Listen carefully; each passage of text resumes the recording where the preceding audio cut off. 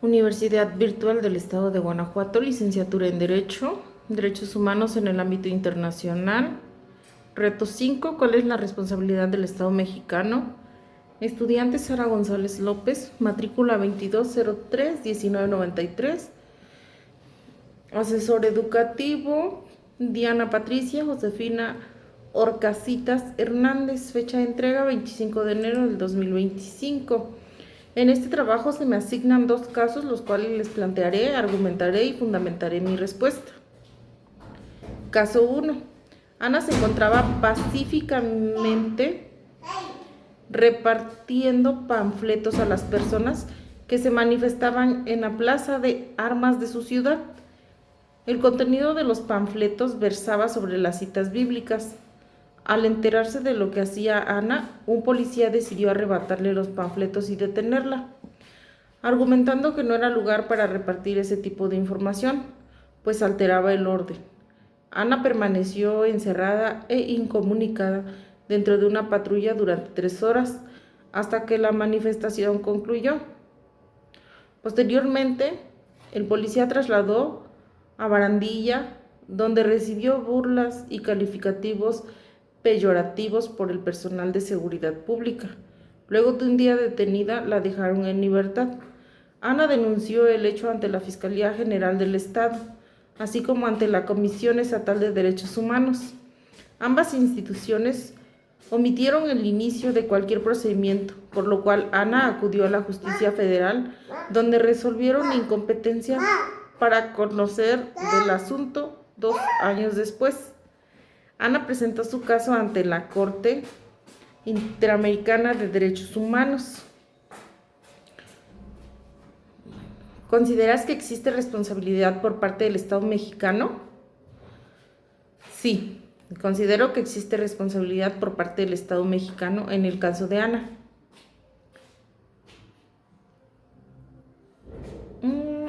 Bueno, a continuación argumento y fundamento mis respuestas basándome en los derechos humanos reconocidos en la Convención Americana sobre Derechos Humanos. Violación del derecho a la libertad de expresión. Artículo 13. Ana estaba ejerciendo su derecho a la libertad de expresión al repartir panfletos con citas bíblicas de manera pacífica. La detención arbitraria por parte del policía y la confiscación de sus panfletos constituyen una restricción indebida de este derecho. Violación del derecho a la libertad personal. Artículo 7. Ana fue detenida sin justificación legal. Permaneció encerrada e incomunicada durante 3 horas en una patrulla y luego fue trasladada a Barandilla. Este acto constituye una privación arbitraria de su libertad personal. Violación del derecho a la integridad personal. Artículo 5. Ana sufrió burlas y calificativos peyorativos por parte del personal de seguridad pública, lo que constituye un trato degradante y una violación a su derecho a la integridad personal.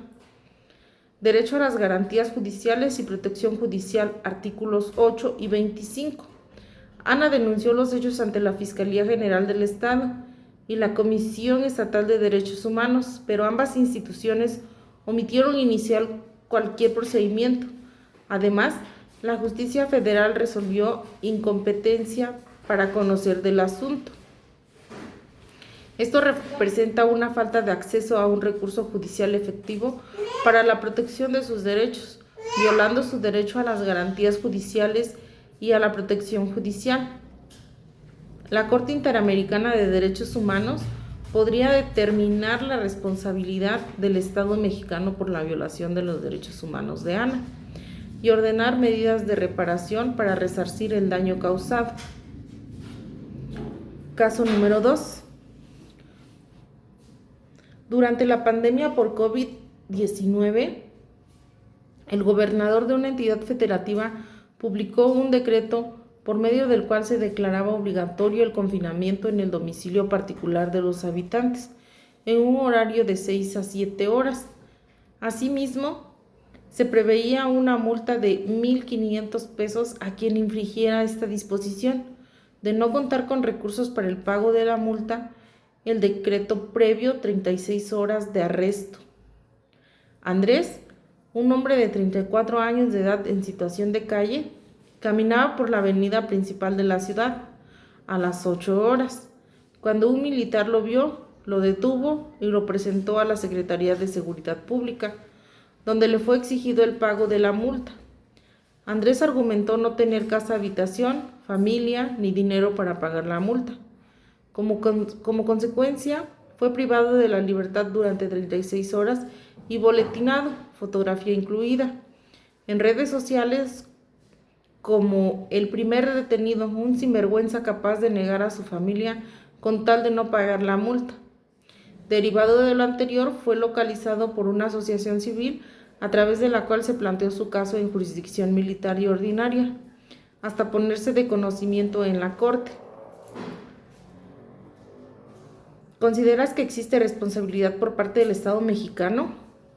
Sí, considero que existe responsabilidad por parte del Estado mexicano en el caso de Andrés. Violación del derecho a la igualdad ante la ley, artículo 24 de la Convención Americana sobre Derechos Humanos. El decreto emitido por el gobernador no consideró las circunstancias de personas en situación de calle como Andrés, a lo que resulta en un trato discriminatorio. La aplicación de multa y el arresto no fueron razonables ni proporcionales, considerando la imposibilidad de Andrés para cumplir con el confinamiento y el pago de multa debido a su situación de vulnerabilidad. Violación del derecho a la libertad personal, artículo 7 de la Convención Americana sobre Derechos Humanos. Andrés fue privado de su libertad durante 36 horas por no poder pagar la multa. La detención fue arbitraria y desproporcionada, ya que no se consideraron alternativas viables que respetaran su dignidad y situación. Violación del derecho a la integridad personal, artículo 5 de la Convención Americana sobre Derechos Humanos. Andrés fue expuesto a tratos degradantes al ser boletinado en redes sociales como el primer detenido, un sinvergüenza capaz de negar a su familia con tal de no pagar la multa. Esta acción constituyó una humillación pública y una violación a su derecho a la integridad personal. Violación del derecho a la dignidad, artículo 11 de la Convención Americana sobre Derechos Humanos. La falta de consideración de su situación de calle y la exposición pública de su imagen vulneraron su derecho a la dignidad y al honor. Andrés fue estigmatizado y discriminado por su condición social y económica. La Corte Interamericana de Derechos Humanos podría determinar la responsabilidad del Estado mexicano por la violación de los derechos humanos de Andrés y ordenar medidas de reparación como la revisión de las normativas que afecten desproporcionalmente a personas en situación de vulnerabilidad y la implementación de políticas públicas inclusivas y respetuosas de los derechos humanos.